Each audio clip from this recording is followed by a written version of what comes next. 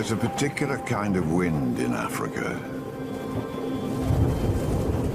It changes everything in its path. It has drops of tears streaking down its face.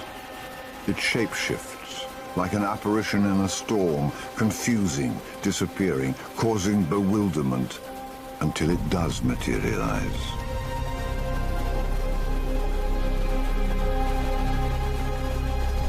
Tear-streaked hunters create tension across the plains. Hunters that strike apocalyptic figures with a certain look, a poise, a certain way. It is the way of the cheetah.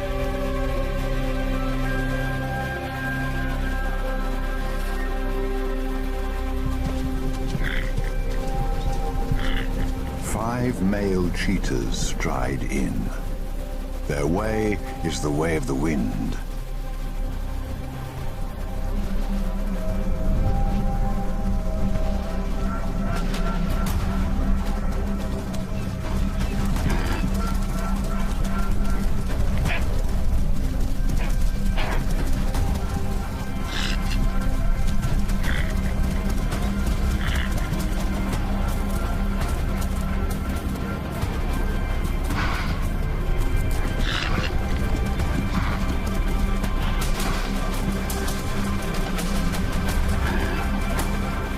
Cheetahs are the shadow hunters.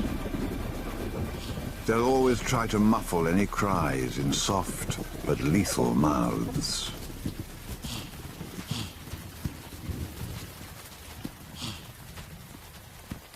It's hard to keep secrets out here.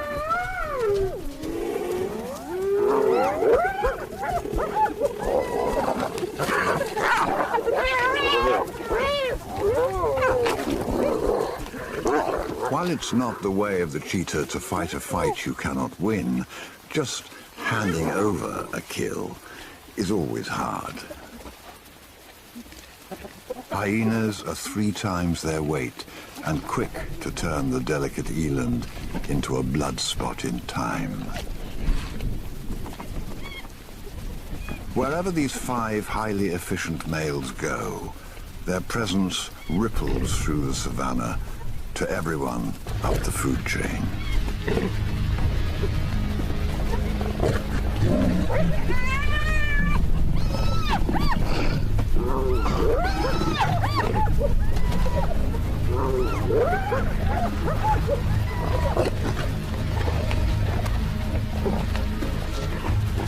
In the wake of each success, the danger escalates.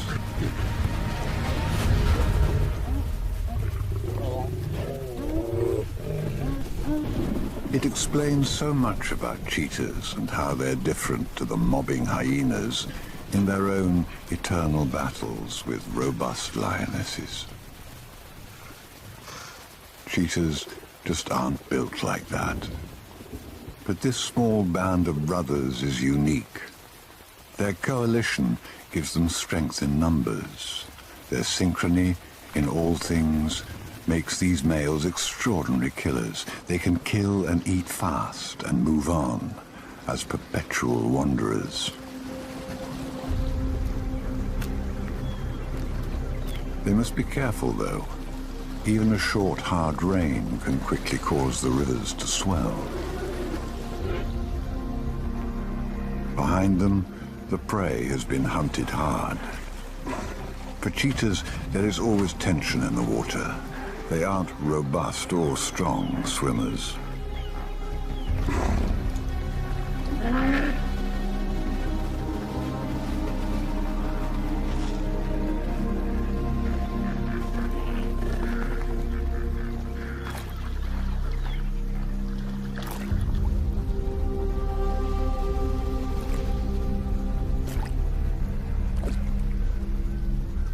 With careful planning, the 5 males find rocky stepping stones that unlocks a gateway to the high ground beyond the rivers.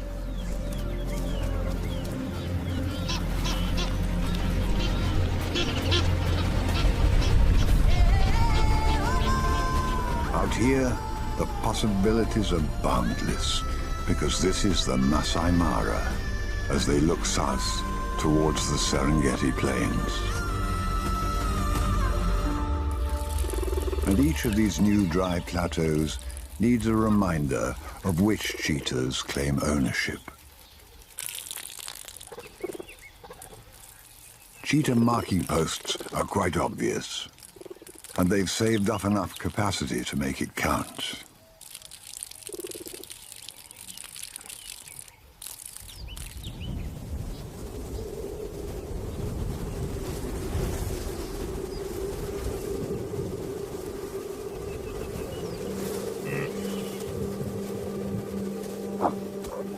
Also on the higher ground, a single female cheetah doesn't have the luxury of a coalition.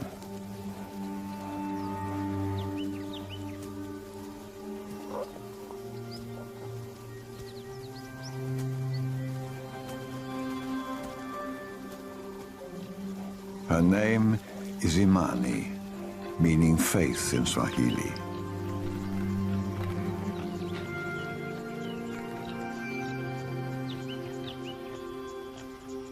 Her way is different.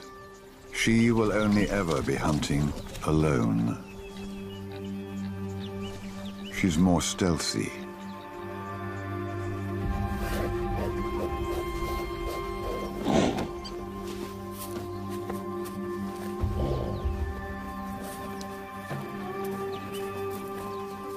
And a lot more vulnerable.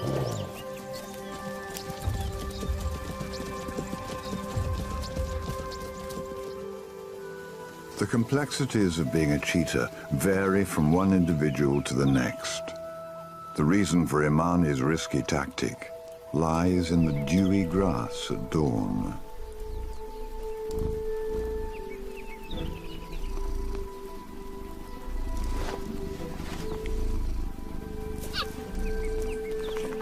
Four new cubs are a good reason for her to be anxious. Cheetahs are the smallest of the big cats, the most fragile.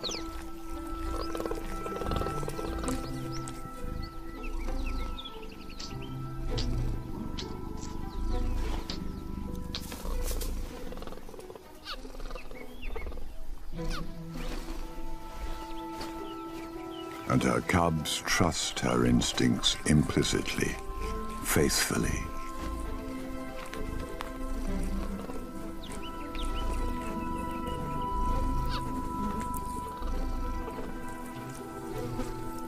As soon as the cubs are fed to drowsiness, Imani makes her move.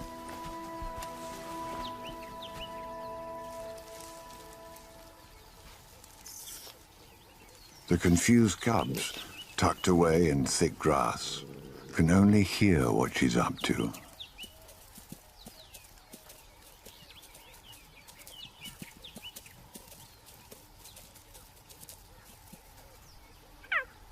The quiet bleat, the bird-like chirp, tells them where to locate her. But from the start, one cub takes a different path.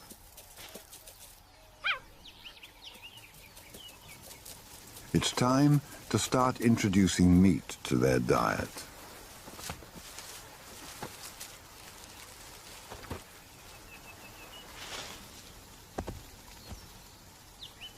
But something's wrong.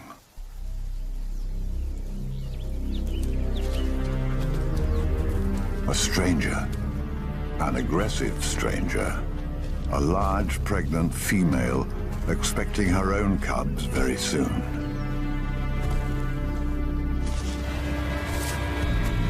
Now, Imani has to make the impossible choice, defend her kill or protect her cubs, and get them out of the focus of those eyes filled with fire.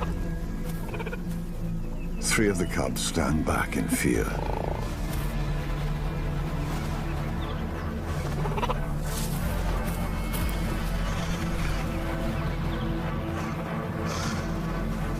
But then the male cub, not quite as ready to be cheated so easily, steps forward.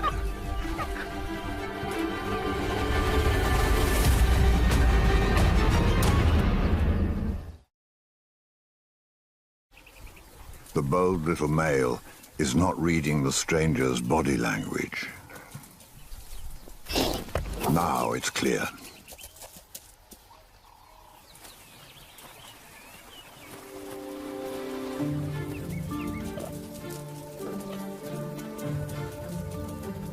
The young male brushes it off for the next adventure, pausing only briefly to harass Imani.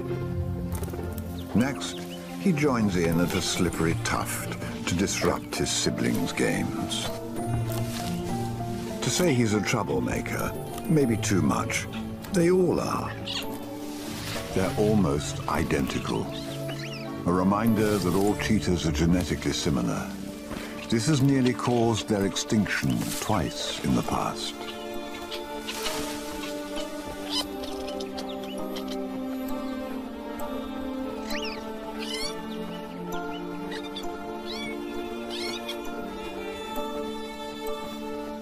And her instinct is to keep on the move, away from the prying eyes and the gangs of males, especially the 5 brothers.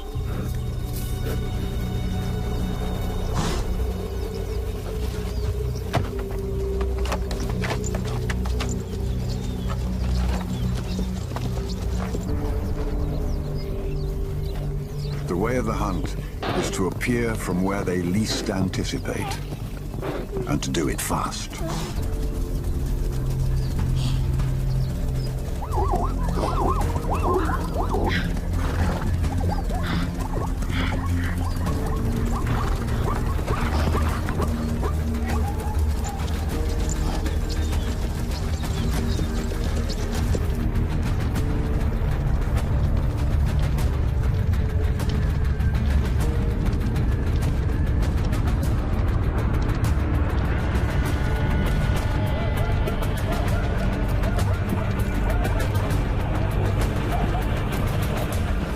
Expects the wind to come from 3 different directions at once,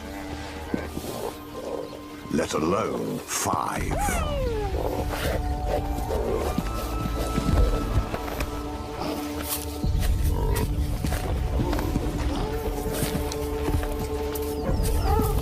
These brothers are not attacking like cheetah at all, but more like lions. They're succeeding in cooperating to bring down an animal more than twice their size, and that is what lions do.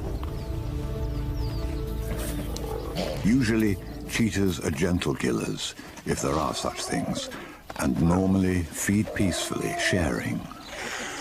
But more and more, the 5 males are abandoning their cheetah ways. This infighting will not serve them well. Cheetah coalitions must stay well bonded to succeed.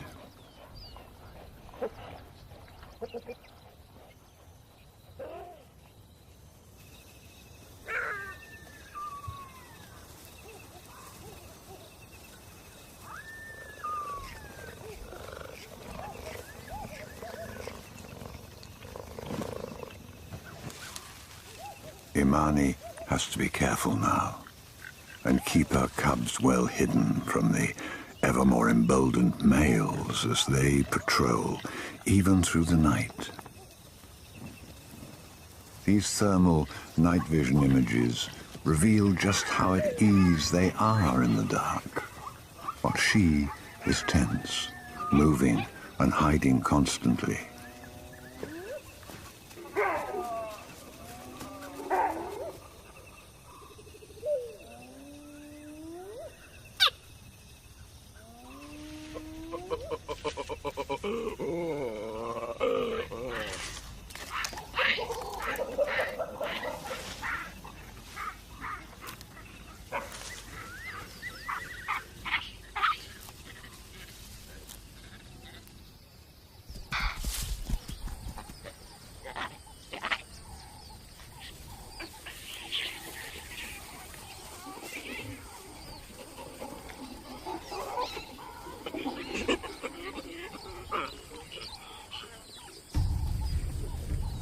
Daylight is her realm, her niche, and Imani has a short window in which to work it hard. Today, she has a Thompson's gazelle fixed in her sights.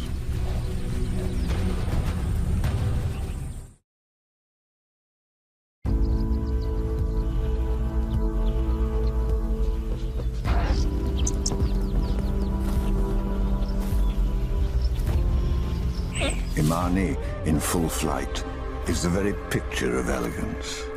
An animal doing exactly what it is born to do, floating, defying gravity as she cuts through the air, half animal, half magical being.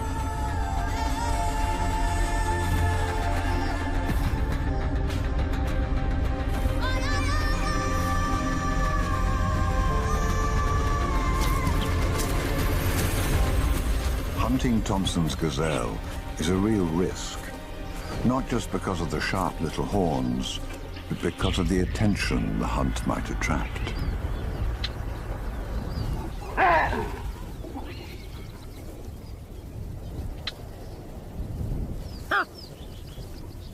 Especially from the large male olive baboons at the head of enormous troops.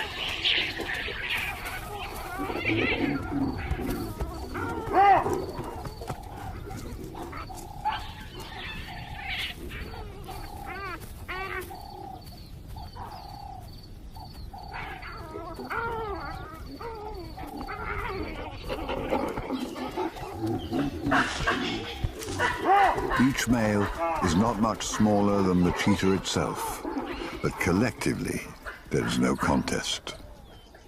But the reason for their boldness is because these baboons are after a kill.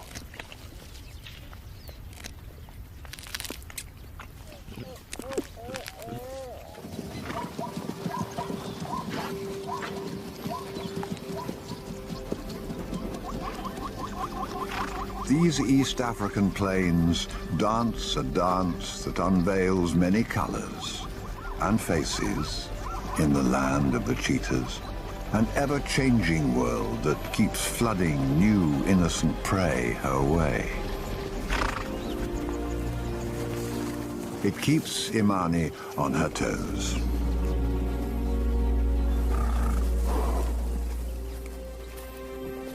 The scent of zebras arriving in the area is a dazzling intoxication.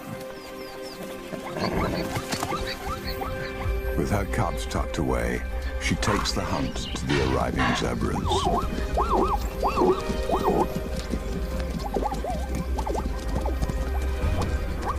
Zebras have evolved to be a visual chaos.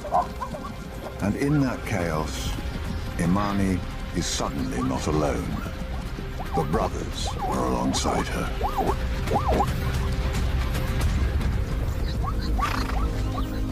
It's time for her to quietly bow out, while the males are focused on the taste of blood.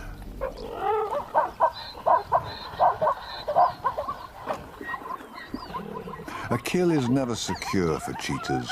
Even vultures can drive them off.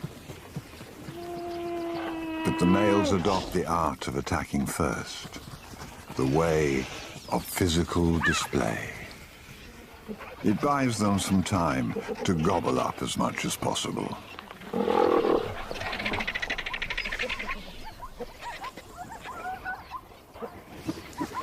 This tactic, a stand against many opponents, is an ancient one. When the sun fades, the vultures will have to stay in the treetops for safety. But if the males stay too long, other larger scavengers will emerge from the darkness.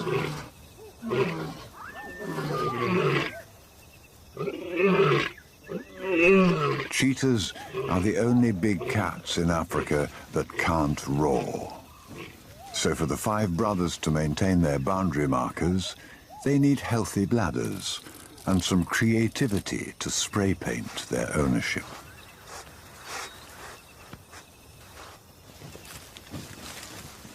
At one of these marking posts, they smell the fresh sign of Imani.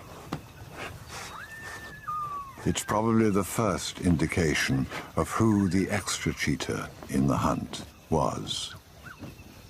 And that alone requires some significant group urination therapy. You'd think with all this that they'd need to get to a waterhole to top up. But no, they're on a quest to find her, somewhere in their 30 square miles of territory.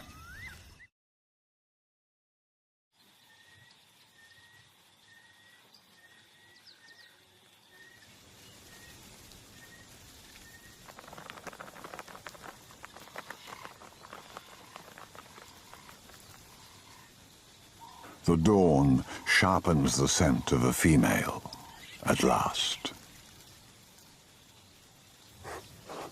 They can smell a female's marking from weeks ago, but today, this is fresh.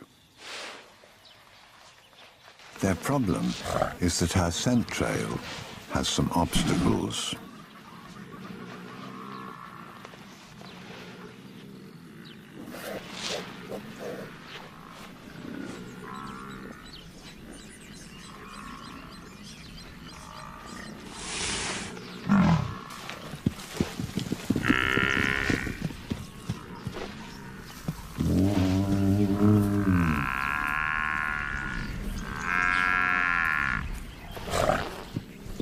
This tactic is a shadow dance, where you appear to attack with just enough leeway to escape, as you watch what your opponent is capable of.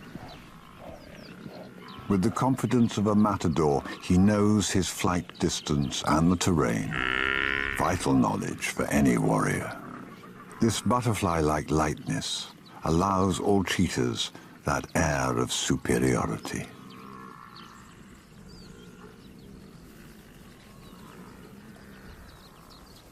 Hidden across the valley, Imani leaves the resting cubs because somehow she seems to know what'll happen next.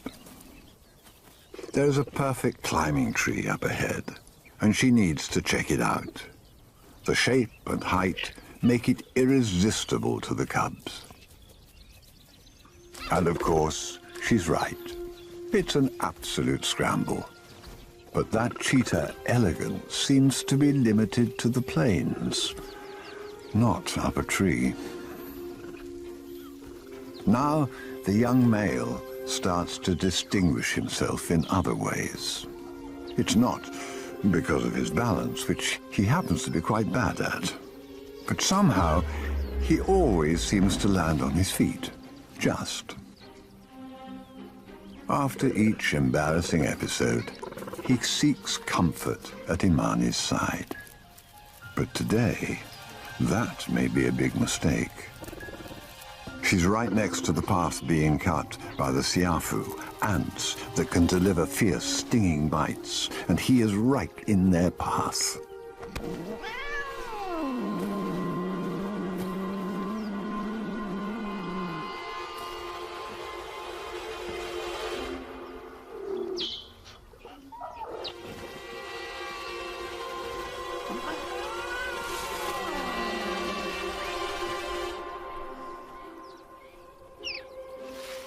His paws are on fire. But there's a new danger on the horizon. The 5 males. When Imani bolts with her cub, it may be as a decoy to draw the males away from the much more vulnerable cubs in the trees. It sparks a cat-and-mouse game, and the chase is on. They have her cornered against a stream. Then, suddenly, the cub turns to face the attackers. The male's aggressive slap is met with unexpected defiance. And when Imani submits, it is only to give her cub an escape.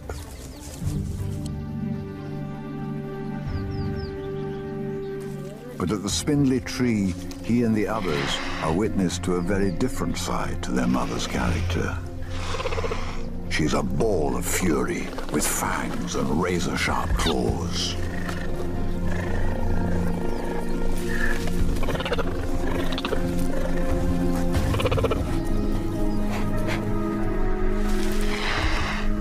He's amped up the tension, and suddenly the males start turning on each other.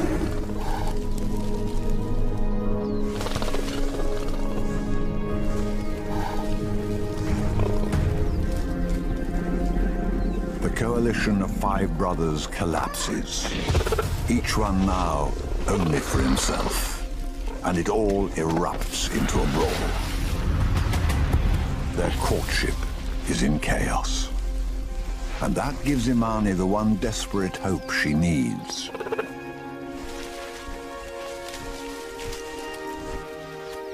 With the romance of the moment completely ruined, the bruised suitors agree that this was never going to be a match made in heaven, and they leave for distant pursuits, all together again.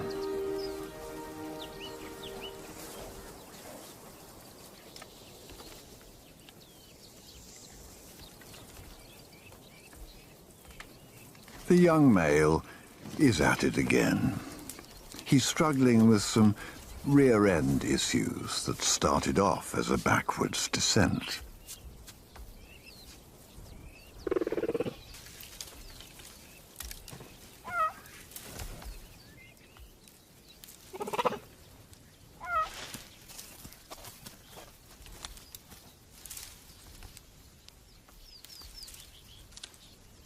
Her example is clear to all the others, and the small family is on the move again. But he still has his own particular, nuanced approach to getting out of trees. Imani must keep on the move, in the opposite direction to the males. Her only safe zone now will be in the hills.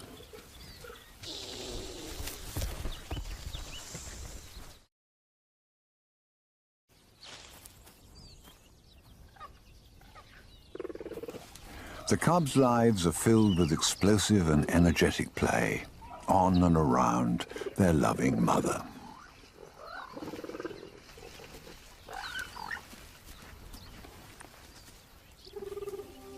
After a day like he's had, the adventurous little male is more in need of rest than play.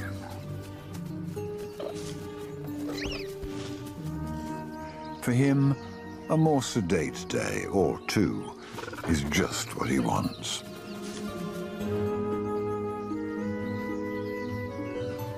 But every time he drops off for just a moment, his ever-alert mother takes the chance to scan the horizon. Her way is to be still and yet alert, to be at rest without resting. Every mirrored look is all about Imani's way, transferring to them to eventually become their way. His nap disturbed, he's attuned to her movements now, not distracted by his siblings.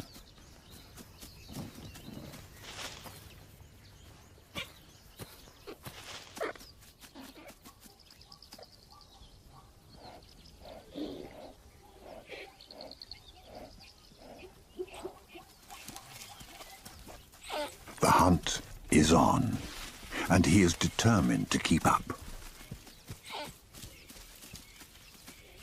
She is successful, and now is their long-awaited first taste of meat. The cubs can smell blood, but when they hold back, it's because someone else can smell it too, and that threat confuses them, scares them.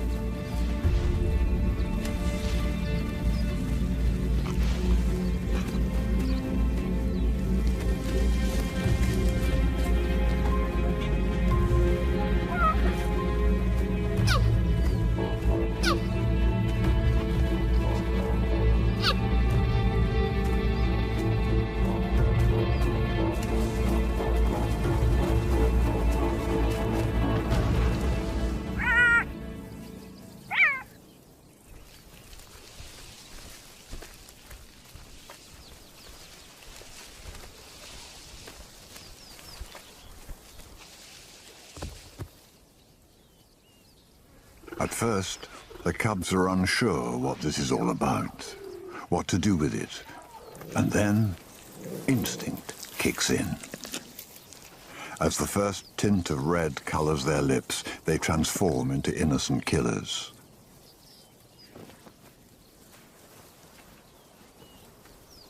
The young male stares down possible prey, feeling he can take on anything now.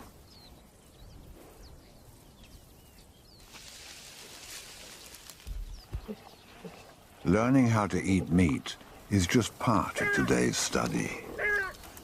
It's Imani's response to the jackals that provides the real lesson. On the very next return of the jackals, the bold little male cub tries the technique out for size. It seems to work. So effectively that he gives it another try, with even more enthusiasm. His ground slapping technique is barely noticed by his family, but at this moment, he's starting to show the same defiance that might be expected of an adult cheetah. When Imani leads them away, he's reluctant. His blood is up, but ultimately, it's not the jackals who are the worst enemy of cheetahs. When he begrudgingly gives up his spoils, it's because the real threat is steadily advancing on them, as it does each day. A dark force, the twilight.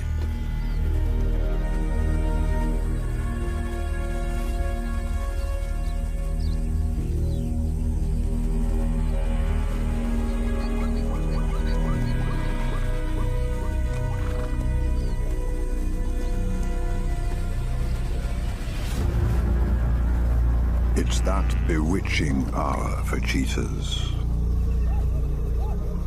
where lions and their prides emerge from the hills here and seek excitement, opportunity, and challenges.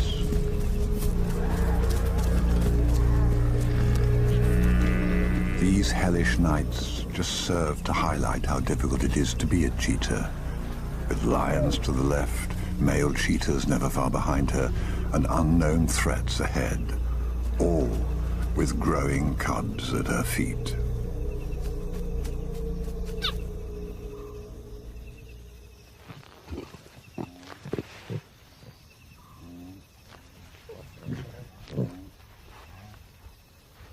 And yet, it is paradise. Imani senses something about to change. Something from beyond the horizon. The 5 males sense it too.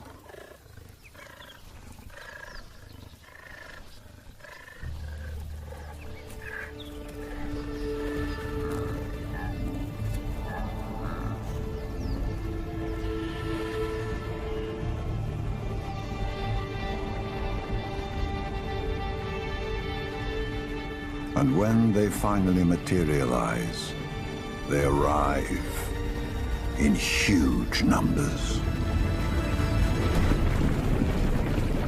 The problem for wildebeest on the move is that they are always heading forward into the unknown.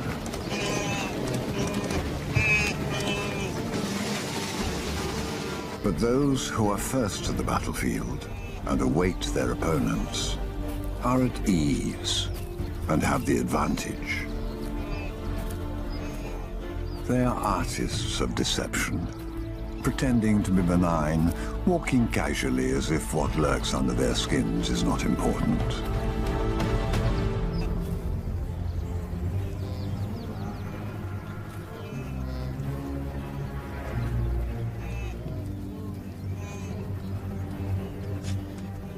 And that, more than anything, is the cheetah way.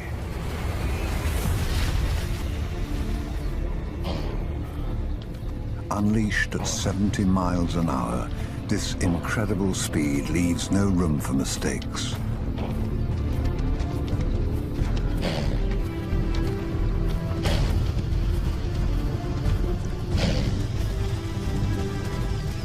The quick turn, the size of the prey, makes it almost an impossibility. But for this moment in time, nothing else matters, for the predator or for the prey.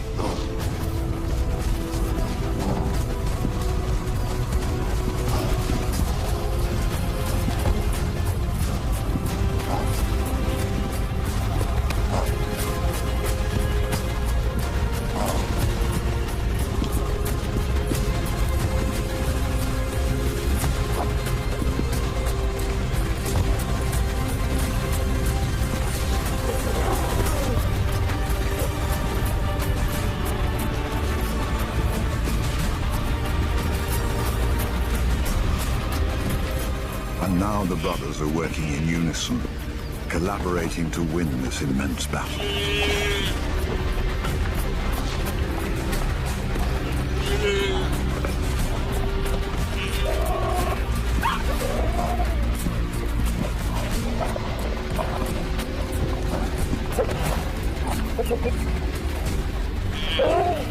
It's hard to know which god selected this wildebeest. Was it random? Or is it his almost imperceptible limp from last year's water crossing? It is a moment in time, and yet it is timeless.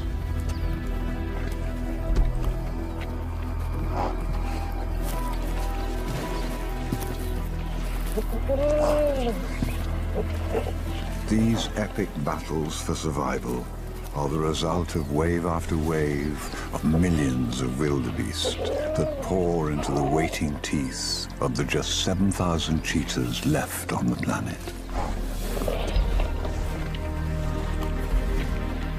Victory is short-lived.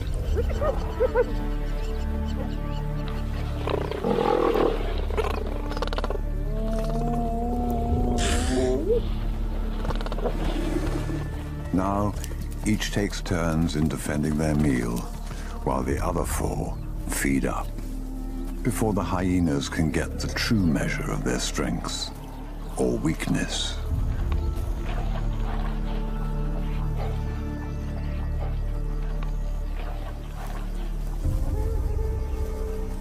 The one constant in their lives, however, is the darkness at the end of each day.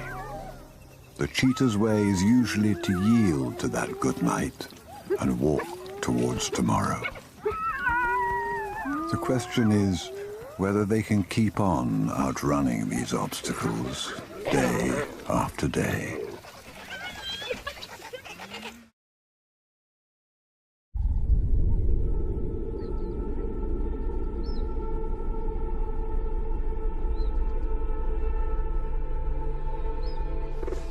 By the next season, Imani is still surviving, and success for her means bringing up at least some of her cubs.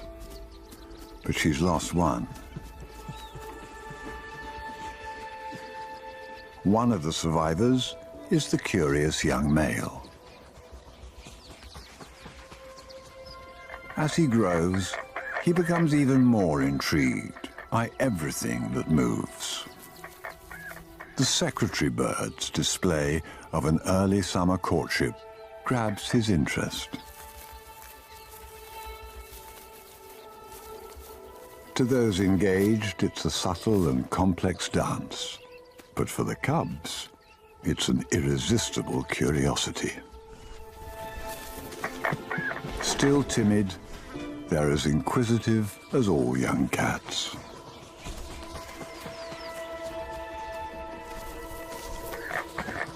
As we'd expect, he's the first to give it a go.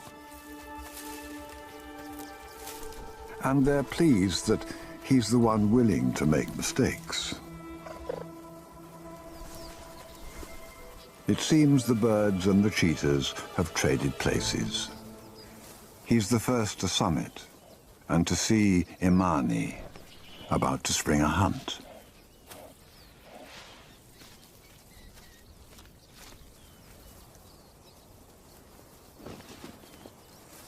He and the other cubs have watched her do this dozens of times in the last few months. It's an enviable ability she has, that they are yet to learn.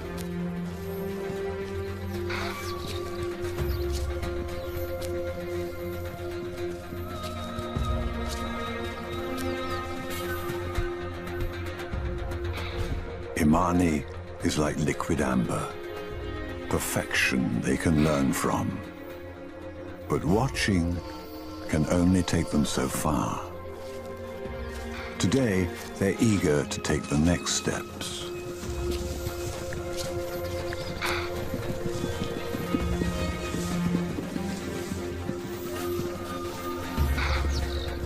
It's time to graduate from obedient pupils to participants.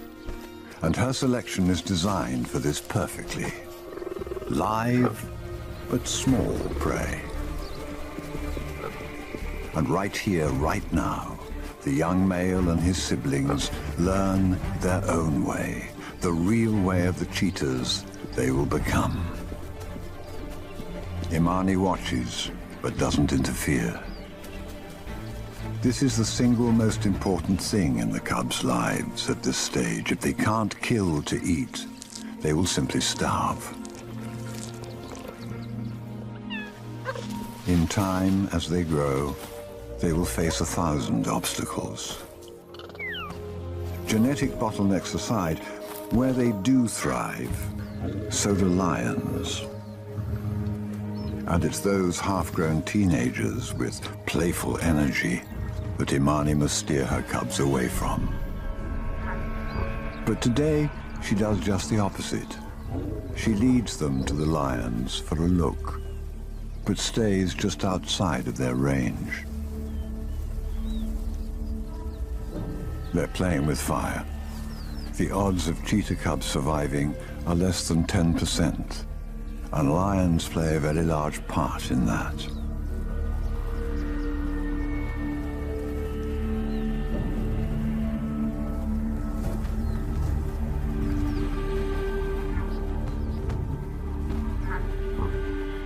It's a vital lesson for Imani's adventurous male cub, because he won't always have her at his side.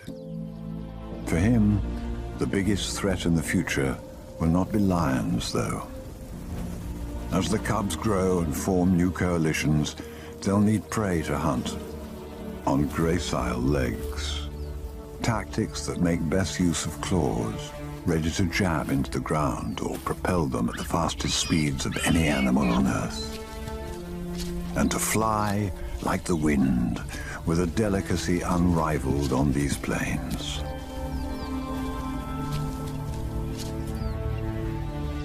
But most of all, they'll need space. Space to live on their own terms without fear, to coexist with us.